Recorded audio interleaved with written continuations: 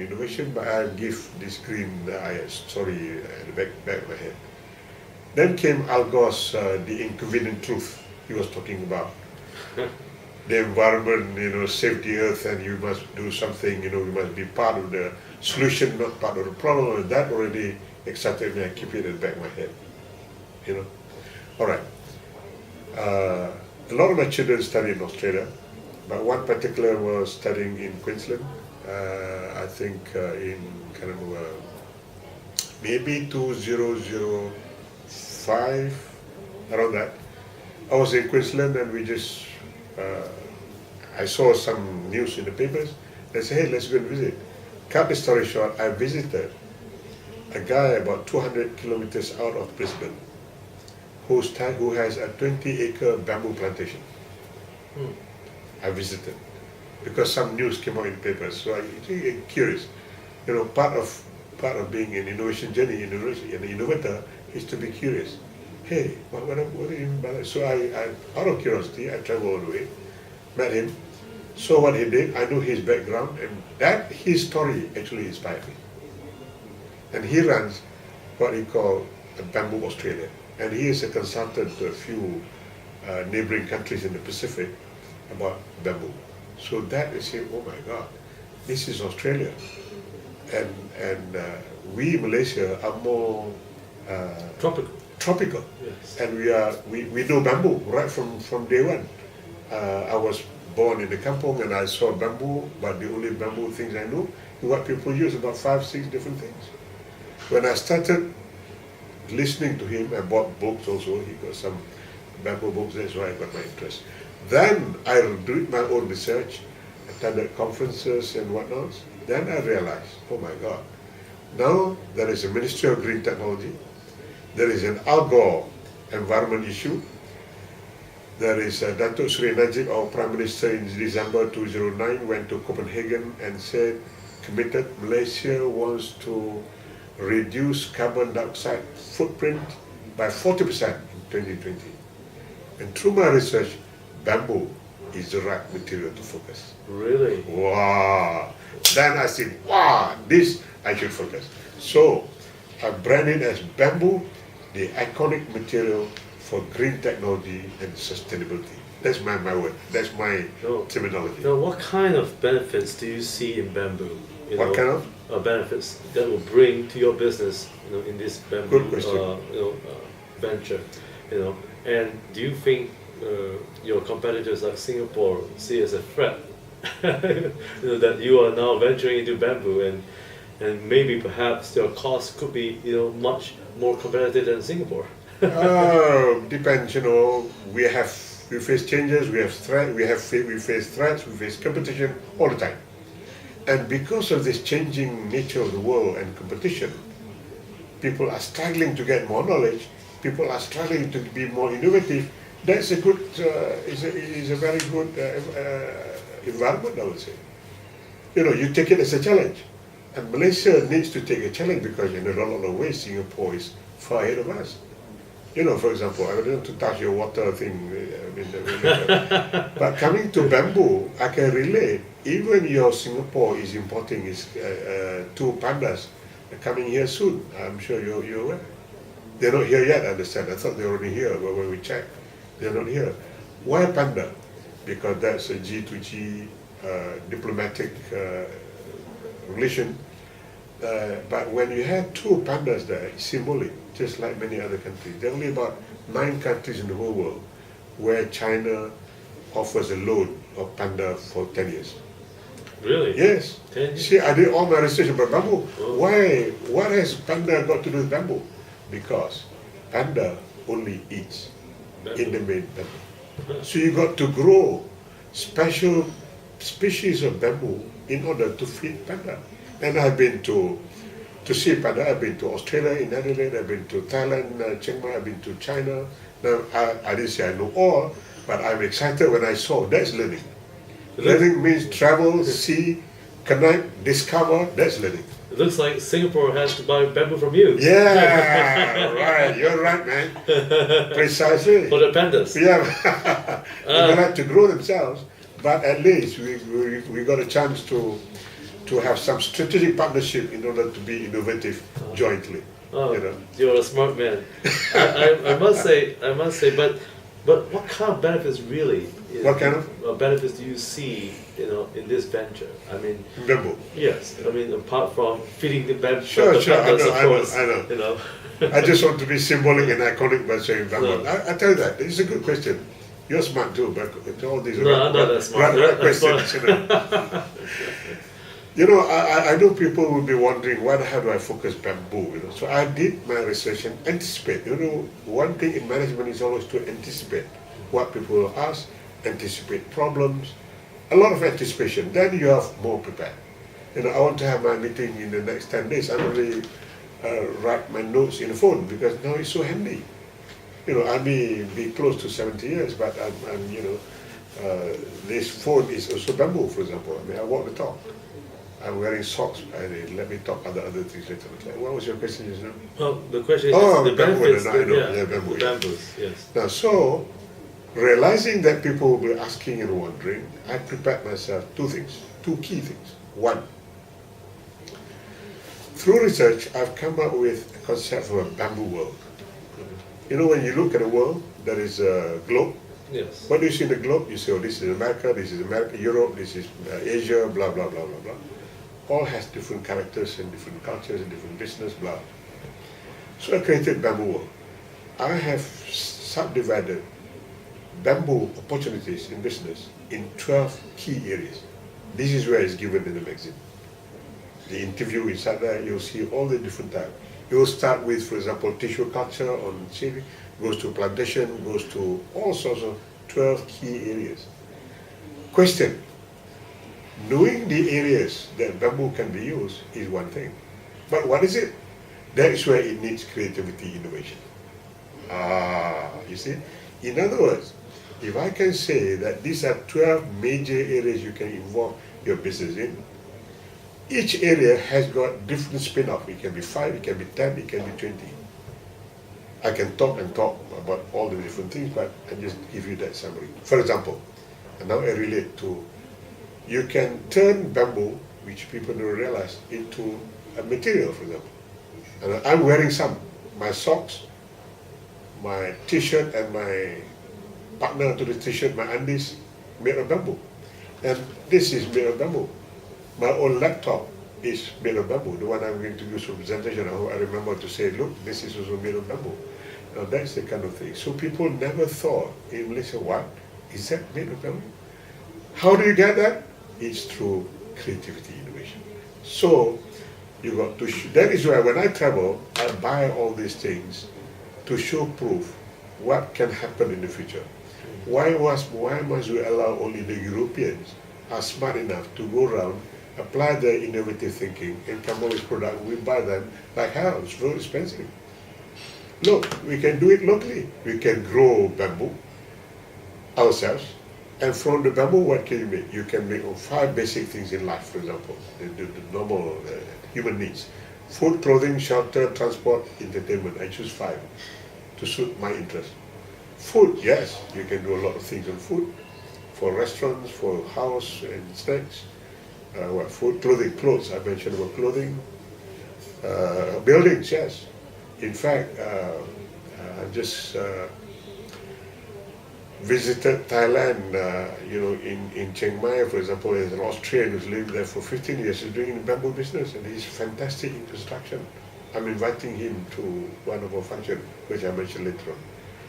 The celebration is World Bamboo Day. I will talk about that later. So that's celebrated by the whole world. And on transport, cars now can use bamboo. Even BMW is already using paneling inside with bamboo. I came up with some Malaysia's dream bamboo super hybrid car in 2010 as a competition.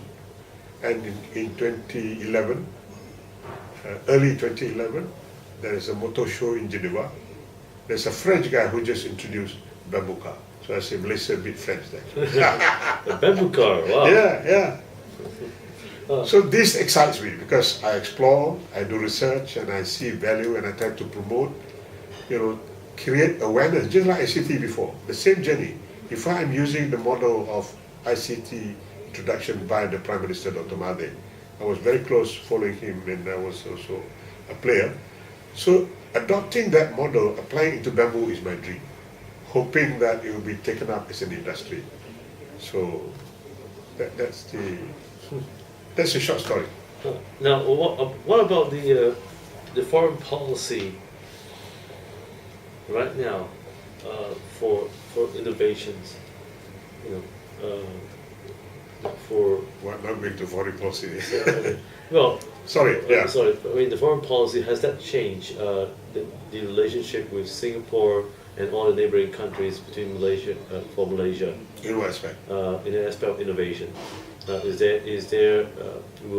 your government interested, and it still is, I hope, to sign on more initiatives and joint collaboration on education and knowledge sharing? Yes, of course, definitely. I was particularly excited over the talk by Professor, what's his name, the president of Singapore Management University yesterday. Oh yes, Professor Mayer. Mayer. Yes. You know, when he talked of the what was his key thing? What's it called? They are moving the policy, or rather the practice of current universities have got to be changed. That's a very innovative talk. And I think I had a chat with him and say, have you got any connection with Malaysian universities so far? Well, no, not really.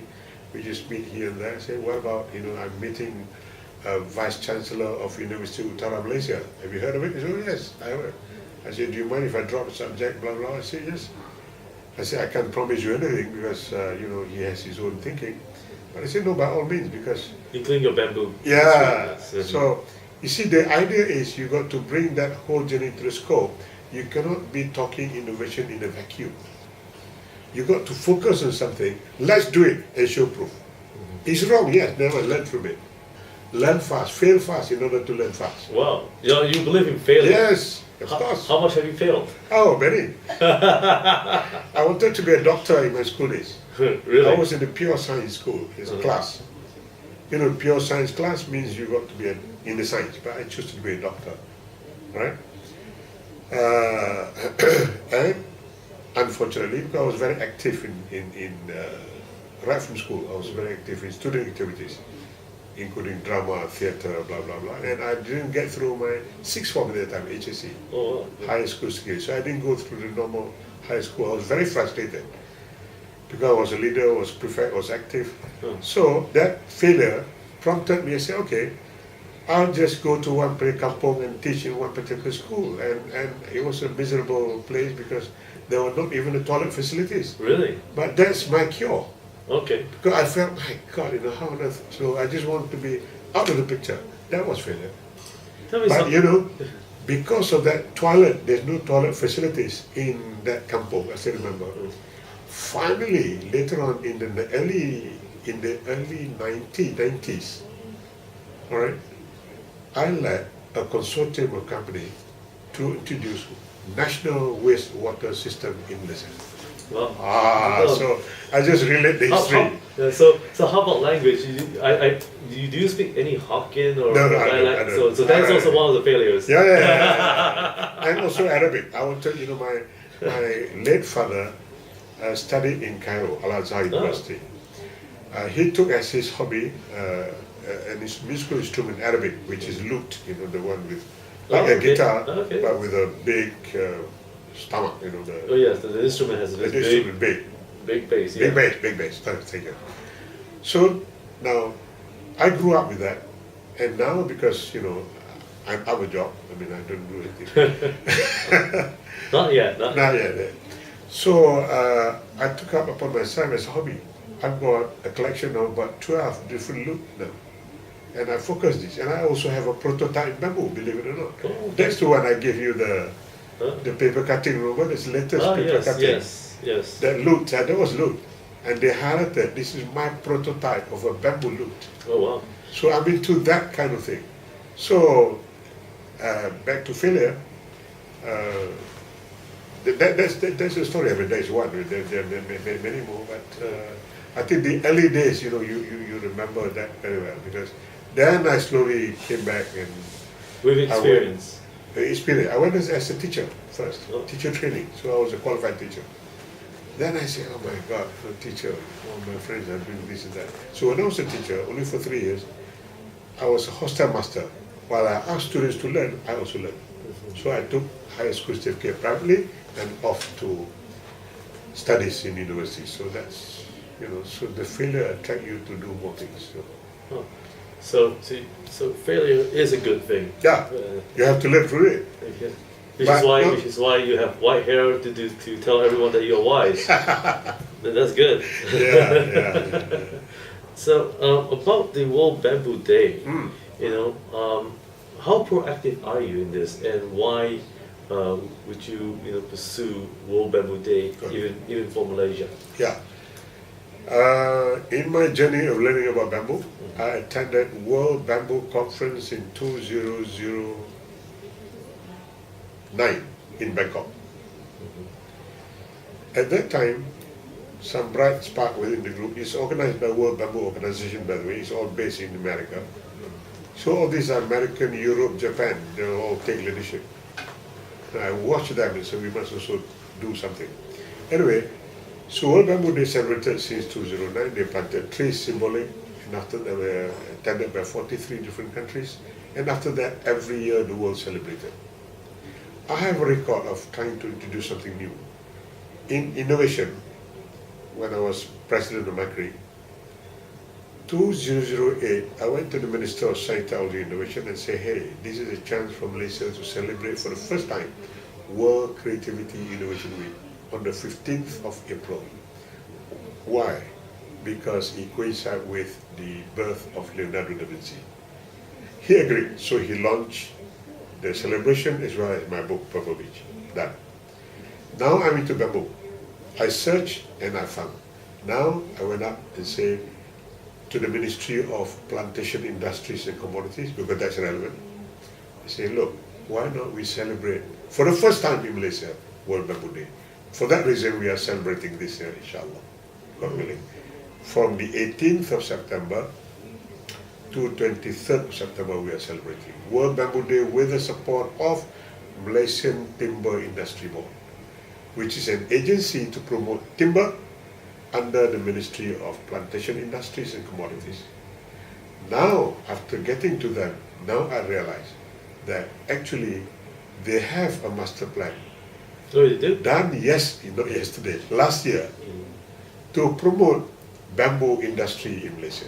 Yeah. My God, I mean that's damn good news for me. You have a master plan, now you have to interpret the master plan, apply creative, innovative thinking, and there you go. The journey is set. Now you said that the master plan needs to be interpreted, and of course, it's also a commodity. Yes. Now, how important is this commodity going to be for Malaysia for the next 10 years for bamboo? Yeah, and do you foresee that bamboo in the world as a commodity will be listed probably on the stock exchange or whatsoever? Yes, why not? So Because this is the future. I mean, I could use different words when I'm talking about bamboo in different places. Bamboo is regarded as the green gold of the 21st century. Gold, everybody knows gold. yes. So it's a green gold, meaning it's a commodity which represents green technology. And so how are you going to, or Malaysia is going to ensure that the bamboo will become one of the most important commodities in the Right, world? right. Well, how are they going to do that? How are they going to achieve that? To achieve that, the seed is already being planted, being there, because I said we are already with Malaysian Timber Industry Board. That agency is promoting timber in a large way. Now they realize you must find alternative to timber. Timber takes 20 to 40 years, different species, for them before you can cut and export. Yes. But bamboo is a type of grass. It can grow between 4 to 5 years.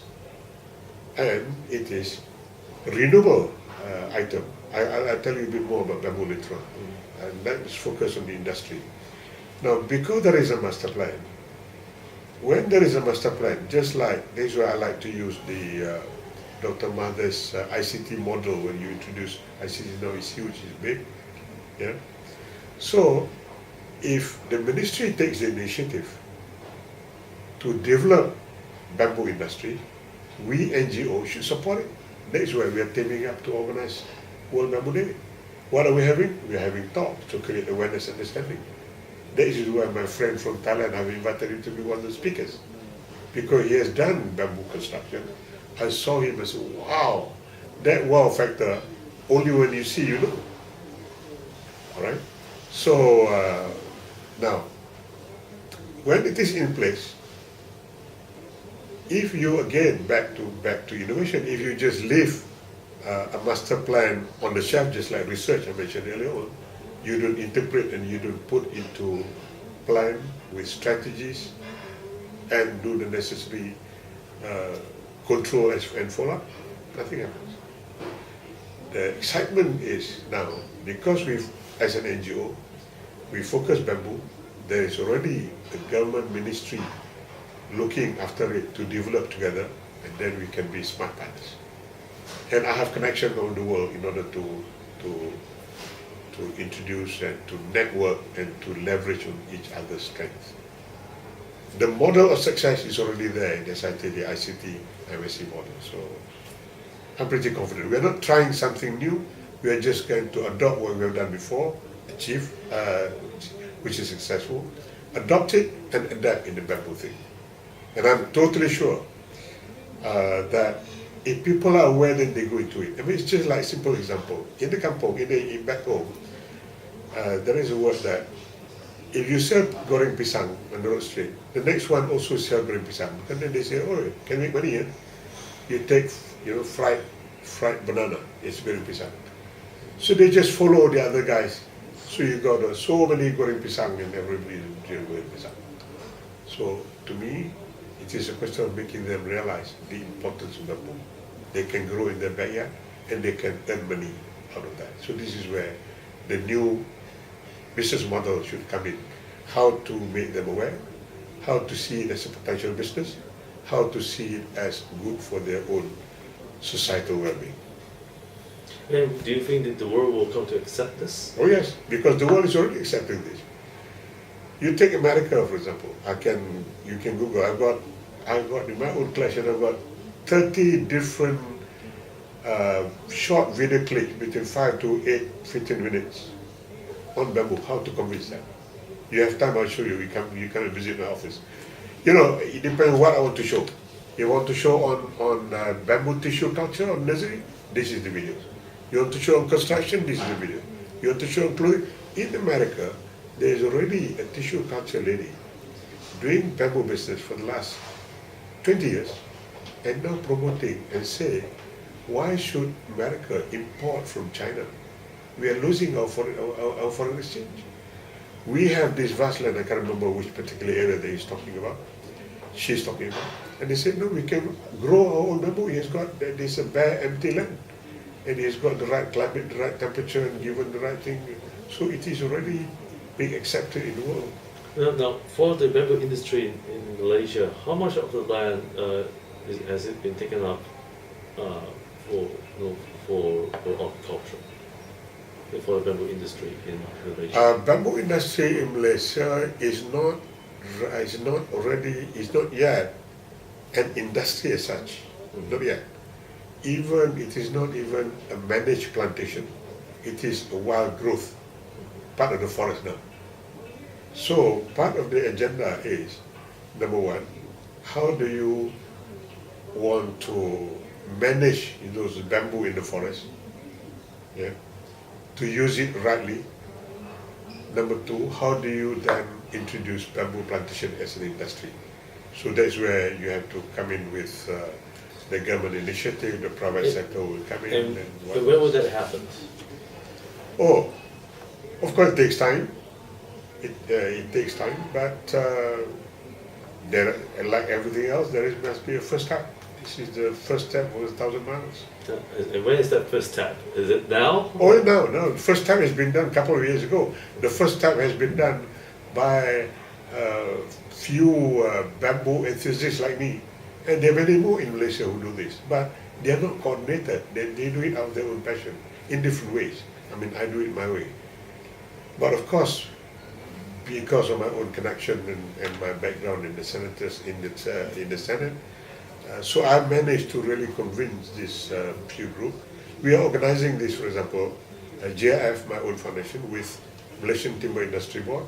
We got the cooperation of FRIM, Forest Research Institute of Malaysia. We got the cooperation of University of Thailand, Malaysia, the Agriculture University. They also have forest, they also do bamboo. See, they have knowledge, but it's a question of what do you do with knowledge? You know, this is where maybe my little advantage among all this is, I was in the corporate sector before. I was with a group in the KL Stock Exchange. I was given a position of executive director to look into new projects.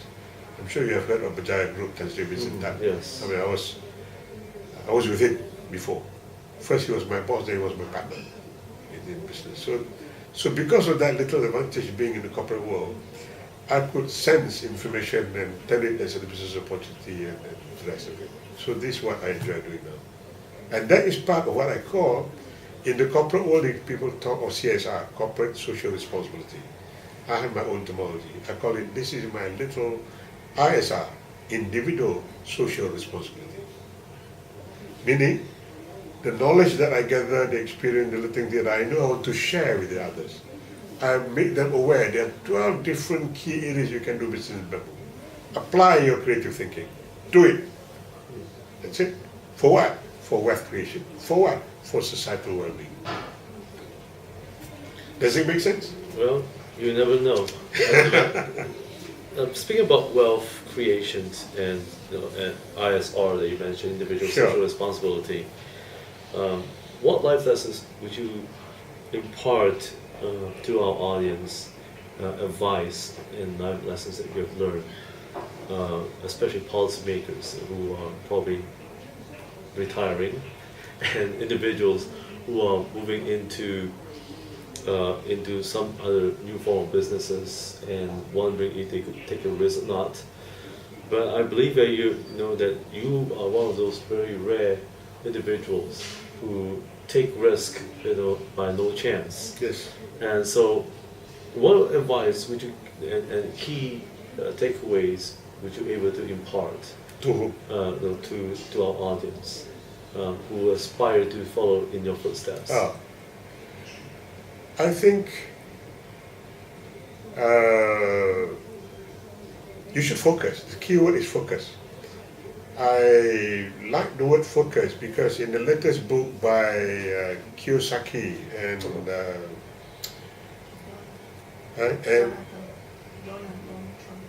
Donald Trump, is the word. And Donald Trump, I used to quote this book. He talked about few things, but I pick out the word focus. F stands for focus. O, on. C, cause. US, until successful. So each one has a good meaning. That's his acronym of focus.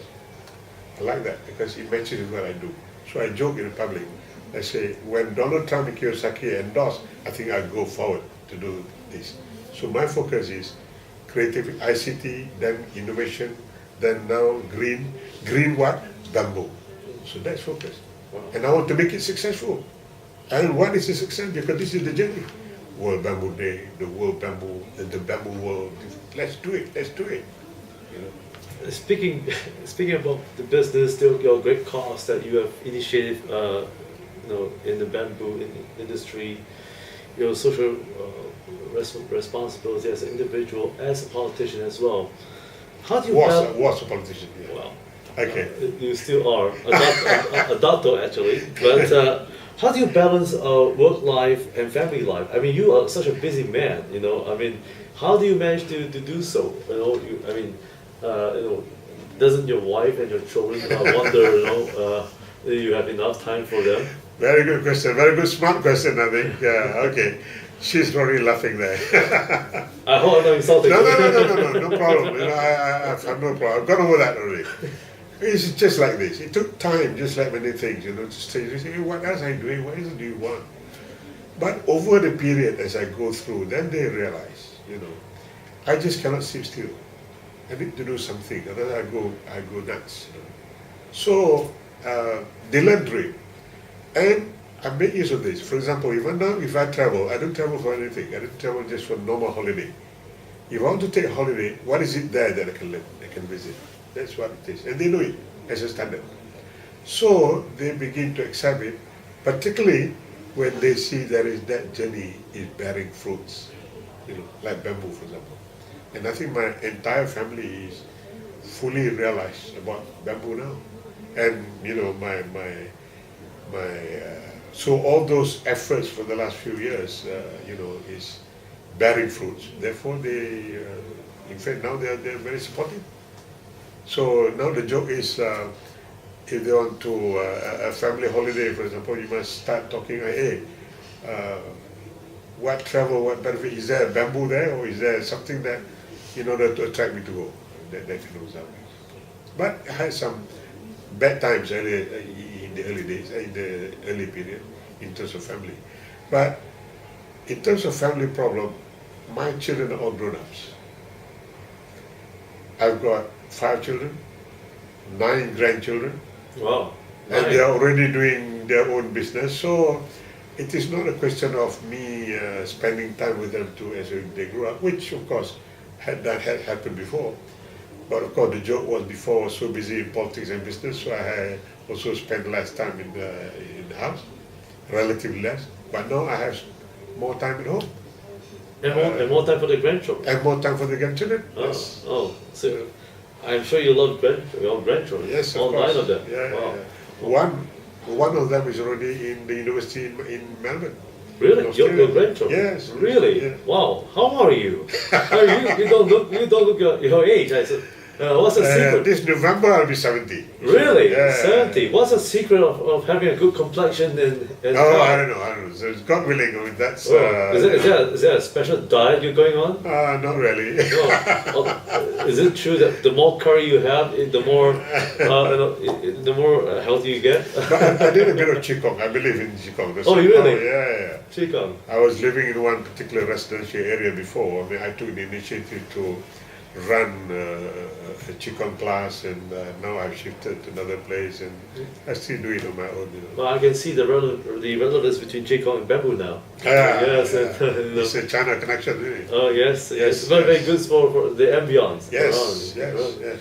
And I felt that your journey seems to be a very spiritual one as well. It seems that you move into a social cause, and as well as a business. But do you see yourself doing this as part of your spiritual growth? I think so.